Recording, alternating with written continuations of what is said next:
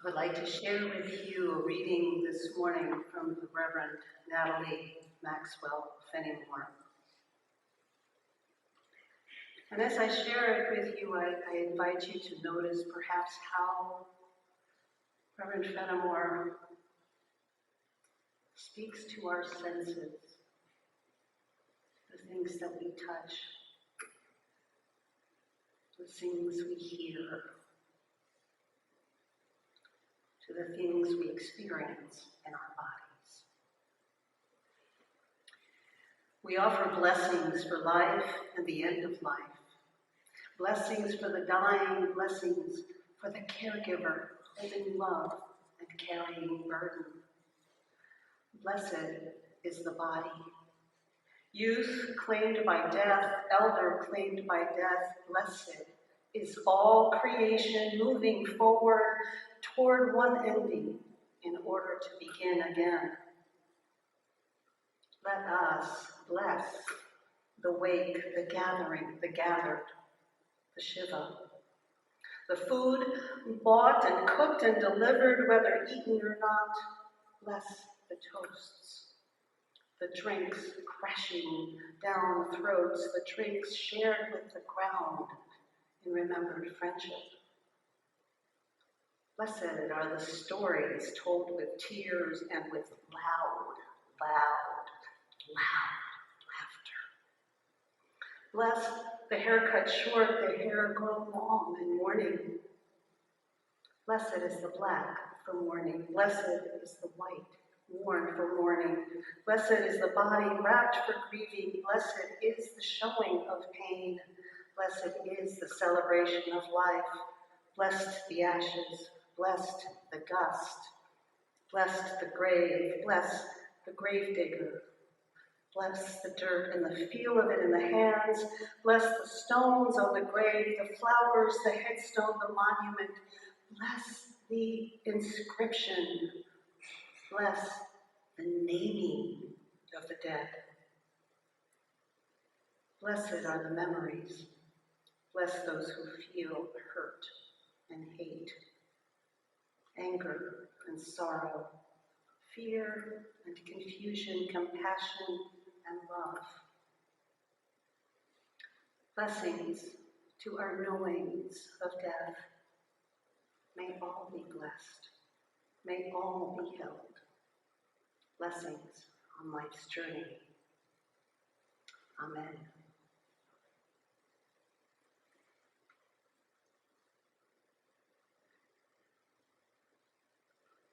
One of the, or perhaps the most impactful time in my time of training and learning to become a minister of this faith was a time I spent as a chaplaincy intern at Einstein Hospital in Philadelphia. Einstein Hospital was founded in the 19th century because no hospital in the city would hire or allow Jewish doctors or nurses to work in their hospitals. So Einstein was built from a tradition of seeking justice and offering care. When I was there, it was the only hospital in the city, as far as I know, the only hospital in the city that never closed its emergency room. It had actually half a dozen emergency rooms, and the more people came in, the more rooms it would open.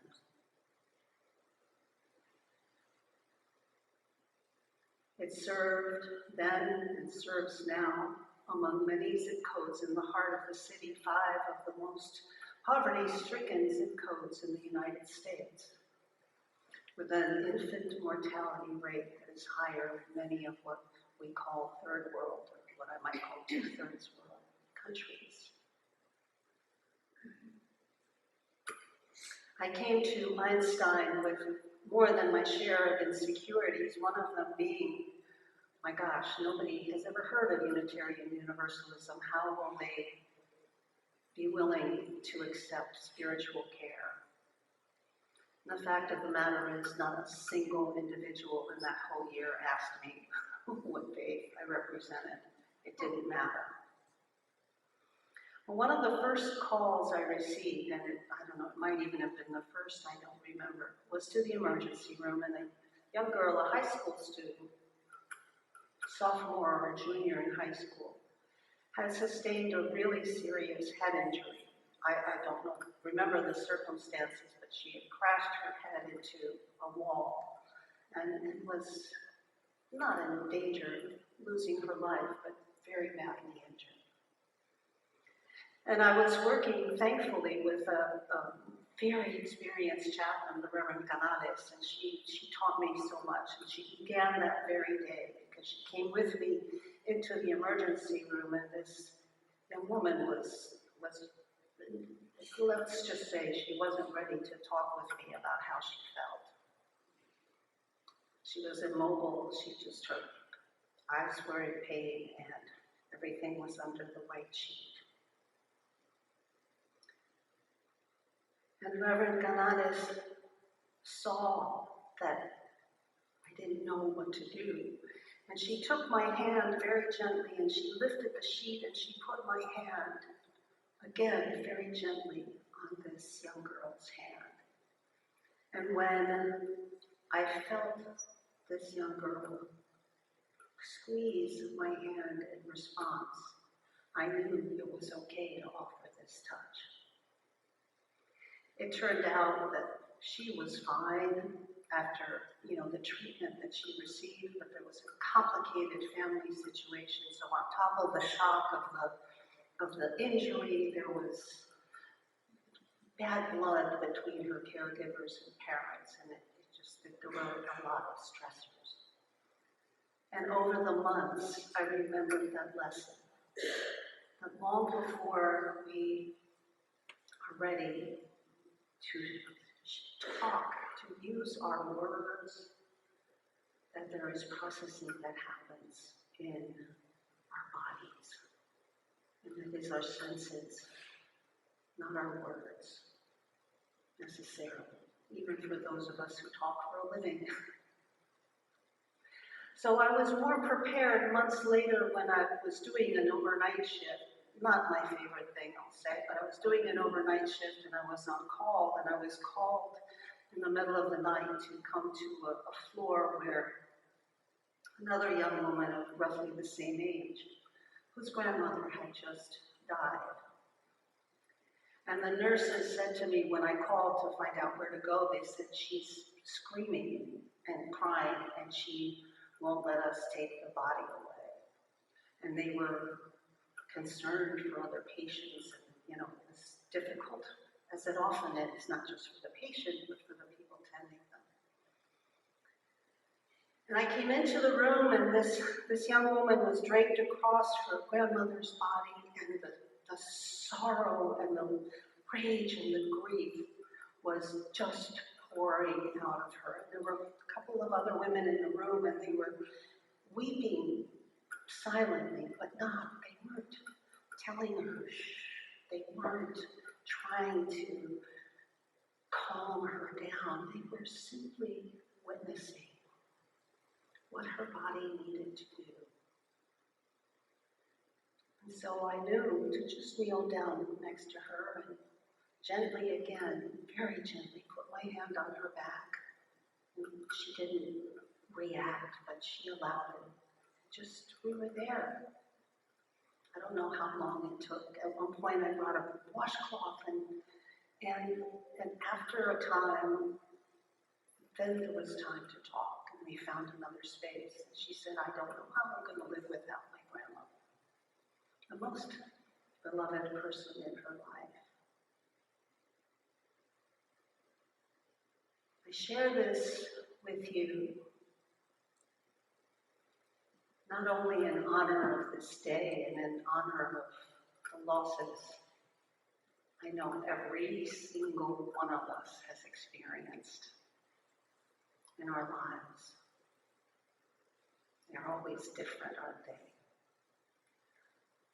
Because if you're like me, you haven't necessarily been given permission to tend to your body in grief. I recognized after these experiences that I was actually envious of this young woman who felt and was given the space to express what she needed to express in that moment. And I remember my mother telling me after her mother, my grandmother, died, my mother told me that what she felt she had to do was to go down in the basement of her building and turn on all of the laundry machines so she could scream as loudly as she needed to, but nobody would hear her because the noise of the machines would drown her out. And I thought about that legacy. It's okay to cry quietly, maybe. And I thought about how sometimes we don't learn to give ourselves that permission. In many faith traditions, the body actually doesn't figure in, right? It's all about the soul or the spirit. But not in ours. Even though we have more than our share of cerebral Unitarian universalists.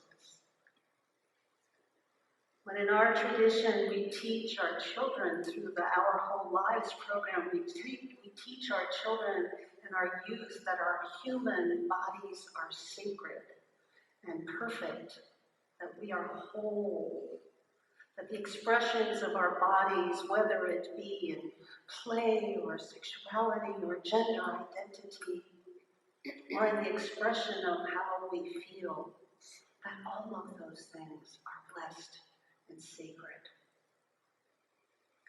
And even though we do such a good job with our children and youth, we often don't get those teachings ourselves. And so my purpose here this morning is simple, other than to share with you the sacred time of remembrance, but it is also to share with you that collectively, in community, that this is a place where it is safe to express, to allow your body to express what it needs. The talking will come. It'll come later. Some of you may have heard of Dr. Bessel van der Kolk. He's a pretty famous doctor who's a student of trauma and grief and has written one of the best books I've ever read called The Body Keeps the Score. If you're not familiar with it, it's something I recommend. And he tells a story from post the weeks after the attacks, September 11th. And he says that luminous and luminary organizations, including the National Institutes of Health and Pfizer and a couple of other big names, got together after the attacks to set up panels to come up with recommendations to help those who had survived the attacks in New York City. And these luminaries got together and came up with recommendations, and they recommended two things. They recommended talk therapy, and then they recommended CBT, which is cognitive behavioral therapy, which is sort of Pavlov's dogs for humans. If any of you are psychiatrists, I'm sorry. I mean, I really am. That was rude, but anyway, it's the quickest way to explain it. And then as he tells this story, van der Kolk allows himself a good measure of snark, which is one reason I like him. He says, well, basically, of course they made those decisions because Manhattan is the last refuge of Freudian analysts. So you gotta allow them to get in the game. And then CBT is what at the time, I mean, this was obviously over 20 years ago, CBT is what academic researchers love to talk about. And they're pretty important in Manhattan, but the researchers aren't necessarily treating human beings. So then he says, so then we all went to our offices and waited. And nobody came. Or very few people came. And he was curious, as were others, as to why. And what they learned from survivors was that the things that most helped were acupuncture, massage, massage, yoga, things that allow the body to experience its own truth in the grief and horror and shock of that moment. And I love that example, because then, once the experience is once we've honored ourselves, what he calls developed a caring relationship with our own body, once we've honored that, then we can talk, and we can share with one another, and we can be heard. But otherwise, this stuff, our body keeps the score. So I'm going to invite you now, if you have or would like to write notes in the note card in your order of service. If you would like to come up the center aisle, place your notes, your objects. Please light a candle or more candles. And Jim and I, for those of you who have perhaps mobility difficulties, we have a tray of candles we would like to bring around, so that if you would like us to, help you light a candle and bring your card up, we will do that. So please come forward. Thank you, Dwight.